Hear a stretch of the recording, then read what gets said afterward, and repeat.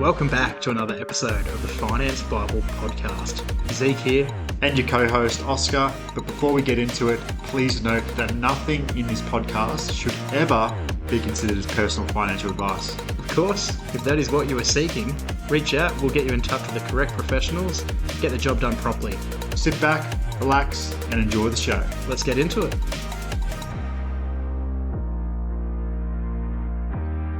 And welcome back to another Finance Bible podcast. I am your co-host, Oscar Don, joined alongside me, Zeke Goontroth, mate.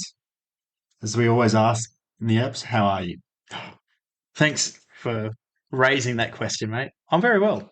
Very well, thank you. We're currently in sunny Perth. We are. Beautiful day, just overlooking Optus Stadium actually at the moment and a couple of churches. Yeah, looking at Optus Stadium, that brings me back to, I think, the 2021 final series when the Pies flew over to Perth and actually beat them by 1 point. Sounds like a good game. It was. Any Perth locals or West Coast fans will remember that. I don't want to talk about the 2018 granny, but look, today we are talking about how to save years off your home loan, your mortgage, the debt that's tied around your neck. You know, a lot of people spend 30 odd years paying that bad boy off, generally struggling for a good 30 years to meet repayments. And it's probably a great time to actually talk about it due to the last 6 to 12 months of continuation of the interest rates just going up and up and up.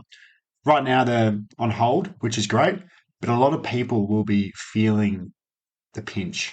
I completely agree. I think before we get too far into it, the best way to do what the point of this podcast episode is, which is pay off your mortgage quicker or save money on your mortgage, the best way to do it Here we go. is to not be in the situation in the first place.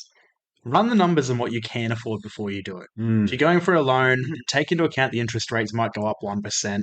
Sit there and calculate how much you can actually afford to pay on the mortgage and figure out, should I really be doing this? Should I take this step? Do I really need to get the property that's got the one extra bedroom and the higher ceilings and the ducted aircon?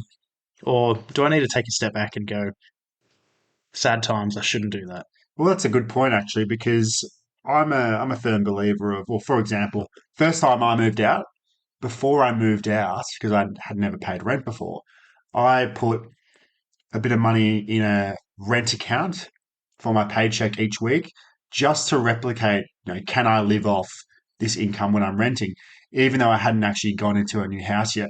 So I was putting away what my repayments would be to see if I could make the repayments and continue living a life. So if you are wanting to purchase a home and you can get a rough idea of what the monthly repayments would be, just make it up for a couple months, pretend you've actually got a mortgage and you're putting money away to it. If you're really struggling, obviously that's the answer for you. It's not the right time to do it, or look for something cheaper or smaller. But if you're fine with it, that will be an option you can talk about with your broker or whatever. But it's a good place to start because it's not something you can just jump into, and if you're struggling, you just jump straight out. Like majority of the time, you lose money if you do it straight away. But it's a 30-year commitment at least. Solution number one. So once you're in the position you're in, you realise that, hey, it's probably not great. Right. So what can I do? So we're saying you've purchased the property. You've purchased the property. The home. You've got the mortgage. There is the noose. All right. Quite tight. You've got the loan. Put more money into it. Very simple. Probably sounds like the dumbest thing you ever heard. You come in listening to a finance podcast and like, put more money into your mortgage to save money. I know, ridiculous. It is ridiculous. Crucify me.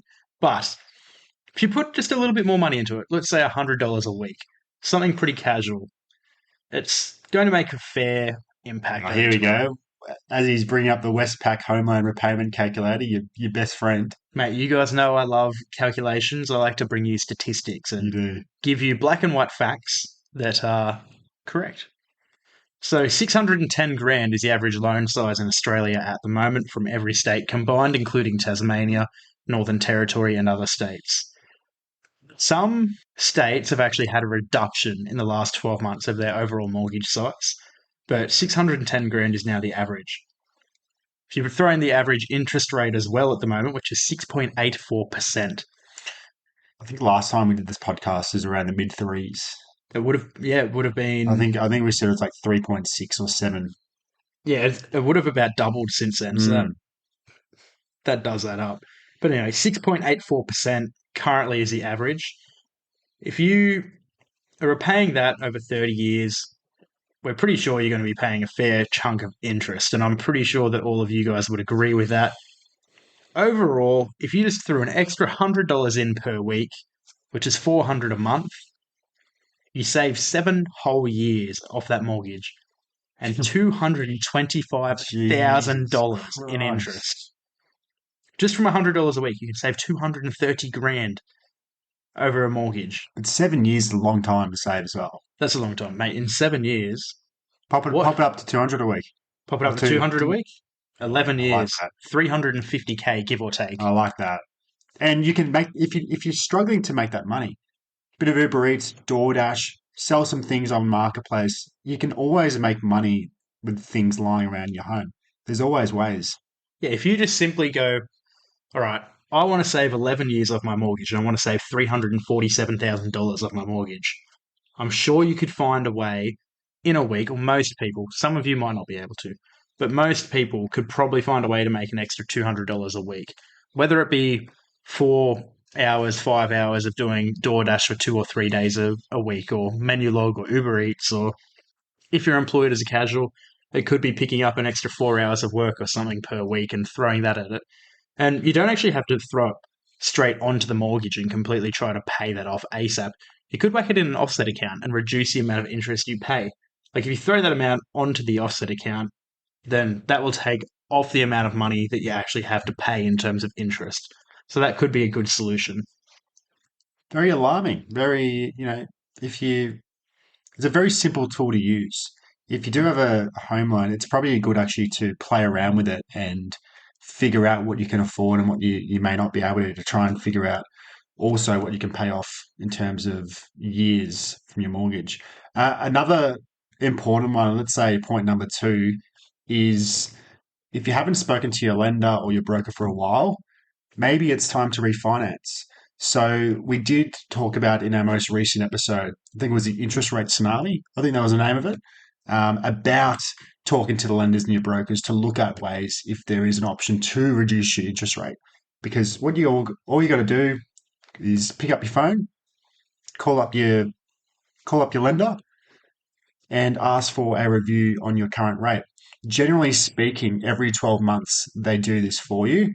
You can also try your luck if you've already done it in 12 months and try to do it a bit sooner. But if you don't ask, you don't get. It's simple enough. Even if you went through a broker, give your broker a call if they haven't spoken to you about it and ask them if they could, request a possible review of your current interest rate. On that note, we did do a couple of recent podcasts, which you just mentioned there. There was the interest rate tsunami, and there was great names. Why you should talk to mortgage brokers as well. I think it was the 6 reasons you should use the mortgage broker. Yes, well, there you go. You got the specificity. Yes, there we go. On those episodes, we do talk about exactly how to go ahead and do that whole refinance scenario and what that involves and how simple it really is to save money. The next one is with your offset account or with repaying the mortgage. 2 other things that you can do there is when you get your tax refund at the end of the year, if you get a tax refund, that is, not everyone does, you can throw that onto the mortgage or onto the offset. And if you're just trying to save money and put it towards it, a recent episode on saving tips that we did as well. There's a lot of recent resources which will actually help with this episode. Yeah, very, very simple. Go ahead and listen to 5 to 10 of our last episodes and happy days. You should be able to figure it out for yourself from there. But the other question is, while all this is going on, what do you do at the end of that tunnel? You've saved the 11 years on the mortgage, like we just showed you the example. You saved 350 grand on interest repayments. $350,000. One more time. 350K. 350K, baby. So good. What do you do then? Well, I know that if I saved 350 grand, I'd be buying an investment property probably where I am right now. So think about that. Take the steps talked about in this episode today. I think that's it. Short, simple, hopefully helps some of you out there. Quickly, before we do head off, one more tip I'd say, which I actually know a couple of family friends who have done this. Ooh. In terms of they've gone down the path of buying a house, which probably on the the higher side they can afford, but they've looked at actually renting out one of their rooms, True. which is very smart. Like if you're okay with having people living with you, ideally it's friends or family that you know, but sometimes people may prefer just strangers who they have no idea who I they are. prefer a complete random. Yeah, well Because there then if you there's go. an issue, see you, mate. There you go. So I prefer a friend, but everyone's different. But that's one way as well to help you, help with the extra payments. So other than that, I think go through all the other resources. Every episode has distinct steps of how to actually help with the mortgage broking or the interest rates, refinancing, all that. But investing in property is quite a big one as well to help you save a lot of years. We have done a few episodes on the actual properties as well.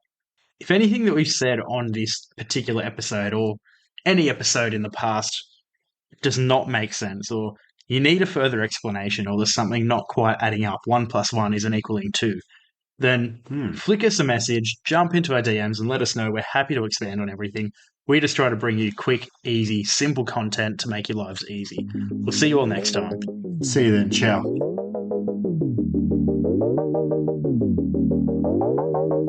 We hope you enjoyed the episode. As always, you know exactly what to do. Hit that follow button, subscribe, whatever platform you listen to this podcast on. Also share it to friends, families, co-workers, whoever you think may benefit from it.